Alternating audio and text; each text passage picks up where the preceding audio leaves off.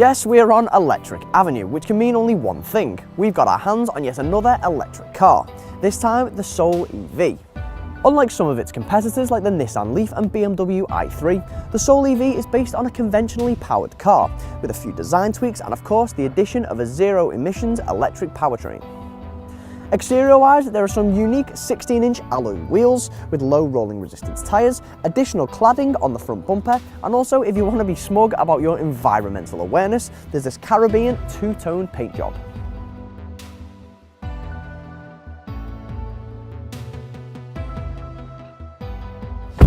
One of the first things you may notice is that you don't get a conventional gear stick setup.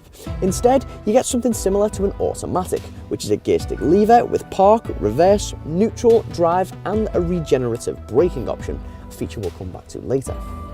You'll also notice these stylish white highlights, another unique feature of the EV model, and it's details like this that have earned the Soul EV a Red Dot Design Award. Space and practicality is pretty much as generous as the standard Soul model, so if you want more details on that, click the link at the end of the video. Anyway, let's get going. To start the engine, or battery in this case, it's literally as simple as pressing a button. Do that, and you get some nice melodic music. Then you're ready to go. As with every electric car, the drive is almost silent. Also, put your foot down when you're at the traffic lights or going around 10 or 15 miles per hour, and the 109 brake horsepower on tap will thrust you forward quite vigorously, although this surge of energy does ease out at about 30 or 40 miles per hour. Still, the Soul EV is good for a 0 to 60 miles per hour sprint time of 10.8 seconds, and it'll go on to a top speed of 90 miles per hour.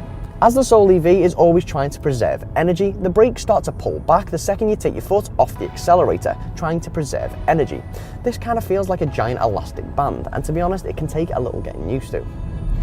Now, Kia claims you can get a 132 mile range off a single charge, but realistically, you're probably going to get around 90 miles. But this will fluctuate depending on the road you're driving on, the traffic, and also the outside temperature. As the Soul EV has a 27 kilowatt-hour battery, it is slightly more powerful than the Nissan Leaf, which has a 24 kilowatt-hour battery, and this means you should get a better range, but nothing worth shouting about. This brings me on to its charging. All you do is simply plug it in, but dependent on your location will depend on which port you plug in, as there are essentially 3 different ways of charging, each offering a different timescale. The simplest way to charge is to plug into a standard household plug socket, and this will take around 11 to 14 hours to fully charge. Obviously that is a long time, so for those in a rush you can use the fast charger stations, which you'll find in many cities, and you can actually have one installed in your home.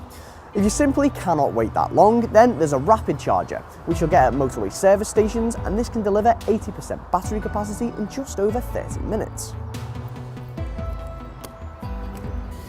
A handy feature for those who are charging at home is this scheduling screen. So if you know you're going to be out of the house for a day or two, but you still need to charge, then you can schedule accordingly and not use unnecessary electricity.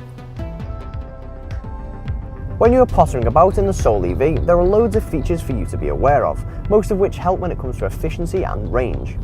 These include a display with your average speed, a cool 3D sat-nav which shows you the nearest charging points, and also a battery consumption screen which shows you how much energy you're using. There's also the regenerative braking mode. Usually electric cars do this automatically, but Kia give you the option to really optimize it. All you do is whack the gear stick down to B, and you'll slowly but surely roll to a stop, kind of like pulling a gradual, super efficient handbrake. In terms of driving dynamics, there's not that much difference between this and the standard Soul, and in fact, the 278 kilograms of additional weight in the Soul EV actually makes it feel sturdier on the road, especially in the corners. But if you are specifically after an electric car that is fun to drive, then there's no doubt you should go for the BMW i3.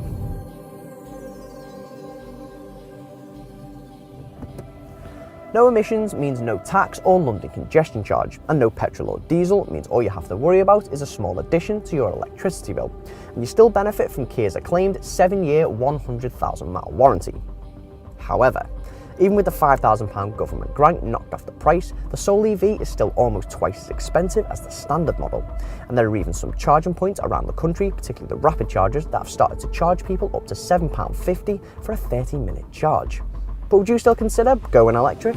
Let us know in the comment section, and don't forget to subscribe to our YouTube channel.